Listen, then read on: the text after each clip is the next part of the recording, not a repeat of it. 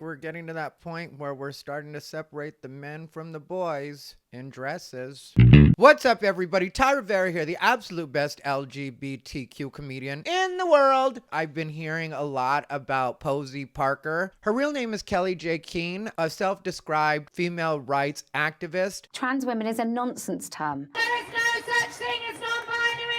If a man wants to have fake breasts and call himself Sheila, it's not really any of my concern as long as he doesn't infringe upon my rights and my spaces. Transitioning children is profound abuse. Not to be confused with Parker Posie, who was an 80s celebrity and kind of a gay cult icon. Anyway, I just wanted to make that distinction because if you're anything like me, I was like, what's Parker Posie doing in the news? I think I've referenced Posie Parker on a video or two before, but I feel like it was time to really talk about Posie Parker because I think that she might actually have a point. And I also think that the trans activist engaging her this way is not only counterproductive to what they're trying to do, but makes the point about women being silenced. And I also want to point out that had the trans activists not made such a big deal of every one of Posie Parker's appearances, I still wouldn't know who she is. So there was a recent rally. It was held in Dublin, Ireland 2 days ago in response to a bill that was introduced regarding hate speech. And some people are worried that expressing things like women are something different from trans women will not be allowed, or even worse, be illegal, and they wanted to make their voices heard. The name of the rally was Let Women Speak. Posie Parker was the host of this event, and the way that I feel like the trans activists messed up the most is if you watch the entire speaking portion of the rally, which is about an hour and 35 minutes of women speaking and sharing their stories as women. And women are saying being a woman has been its own road, has been its own struggle, and I don't want to be erased from the books because trans women feel like I'm being exclusionary if I make a distinction between male and female. And a lot of what they were saying is that in a lot of cases, women haven't always been listened to. So when you're having a counter protest to these women sharing their stories and telling how they feel, and your response to that is to drown them out from being able to speak, you are making their point for them because you are doing exactly what they're saying. You are, at that point, trying to silence women. And women should be able to share their stories just like LGBT, more specifically trans people, are able to share their stories. You can't just decide it's hateful for somebody to speak something that you don't necessarily like. And anytime somebody does that, I always will have my ears perked towards the opposite side. Because when people do that, I always feel like maybe you really don't agree with what these people are saying. But why can't I even hear it? Why can't you even allow them to say it? If what they're saying is complete nonsense, then I'm going to hear that as a logical human being, and I'm going to be like, okay, well, that doesn't make any sense, and that's going to lead to me being on your side anyway, if you truly are in the right. But I think the problem that they have is that these women do bring up some very valid points in why there should be some female-specific spaces. Like when you have women talking about having to share space with trans women who are essentially men. I know that may seem controversial, but it's what it is. But spaces like bathrooms, which some people make it sound like bathrooms aren't really that big of a deal, but a lot of trans men, people that were born female and transitioned to being men or living as men, however you want to phrase that, have said that in a lot of cases, they waited until they presented fully as male or looked fully like men before they actually transitioned from going to the women's bathroom to going to the men's bathroom because they were worried for their safety if they went into the men's bathroom still looking like women. So when trans activists make it seem like women are being ridiculous when they talk about the women's bathroom, I think you have to be fair about that and be like, okay, well, the bathroom can't be the most dangerous place in the world for a trans person and then also be the safest for a natural born woman that's supposed to just accept that trans women, aka men, are now going to be in their bathroom. That one does get a bit sticky though, and I fully acknowledge that because, as I've said before, I've had trans friends for the last 30 years and they just always went into the women's bathroom, but they always looked like women, so nobody ever cared about it. And my trans friends were not at all interested in doing anything weird and creepy. They were just using the bathroom. That's all that they were doing. Most of us don't ever want to be in a public bathroom for any reason other than just to go to the bathroom. But are there some creeps out there? Are there some weirdos out there? Most definitely. So I'm not going to pretend like I completely don't understand what women are talking about. Also, there are women-specific AA meetings where I know that the women don't necessarily want to talk about certain things in front of men. I can respect that because I've been in situations like that myself where they've tried to invite women into spaces that would be considered traditionally male spaces, and I didn't feel comfortable talking because I was like, I would talk about this with other guys, but I don't necessarily want to talk about this in front of a woman. I don't care how she identifies. I don't care how cool she says she is. So I would just choose to leave that particular situation. But if you're talking about something as serious as a person's sobriety and maybe they need to get some things off their chest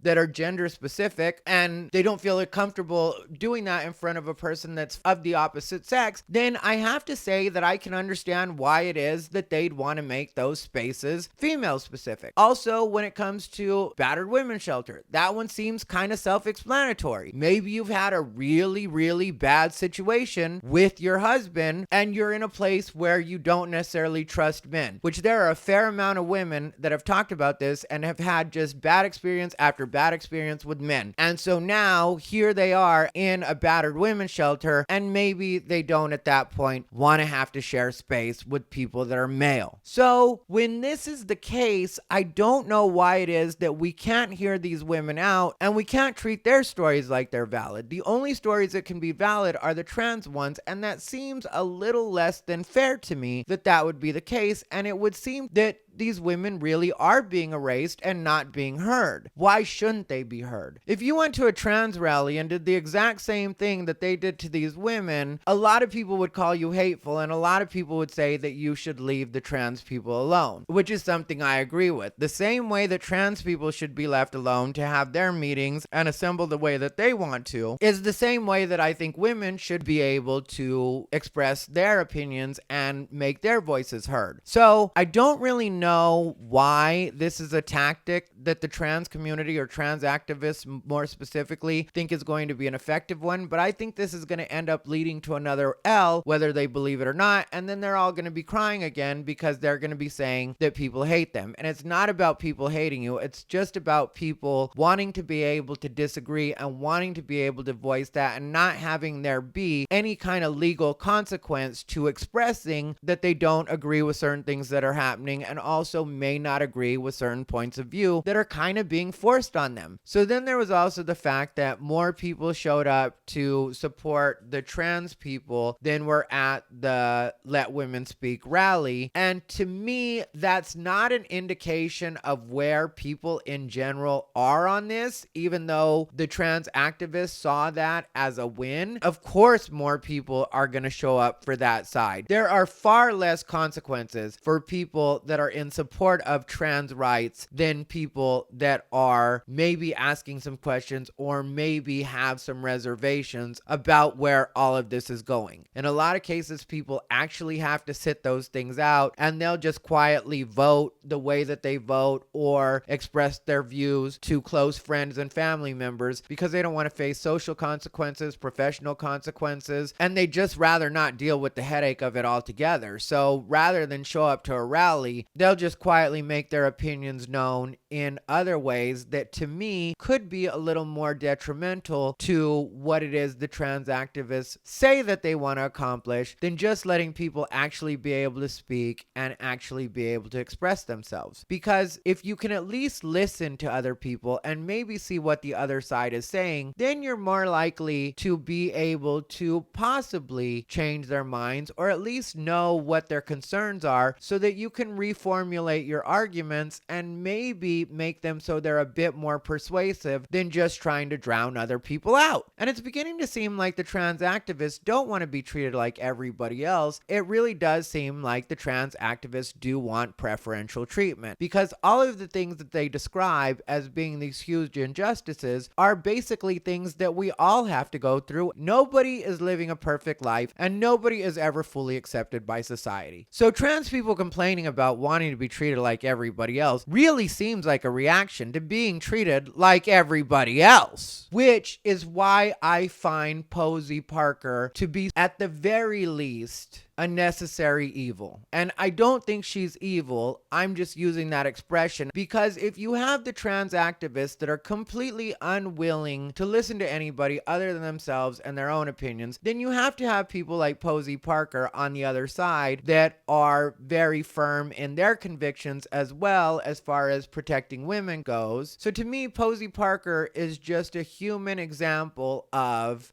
Newton's third law. For every action in nature, there is an equal and opposite reaction. So what I'm saying is, honey, this isn't transphobia. This is physics. Just playing. But it is kind of what I'm saying. You can't just have people that are staunchly on one side and not allow people to be just as staunch on the other side. Whether or not you choose to adopt their ideology, that part is on you. But as far as them being allowed to exist, Posie Parker has just as much right to exist as trans activists have a right to exist. I technically do think that Posie Parker might be a little more important though, because while some of her opinions may not be popular, she definitely is speaking for a population that has been slighted in a lot of ways. And I think we all could agree that in certain ways, women have gotten the raw end of the deal. Not only in this country, but all over the world. There are still women that are going through the worst things right now. If you think about the Middle East, you think about parts of Africa, we could go into the worldwide, but I think this video has been long enough. Anyway, let me know what you think down below in the comments. This has been Ty Rivera, the absolute best LGBTQ comedian in the world.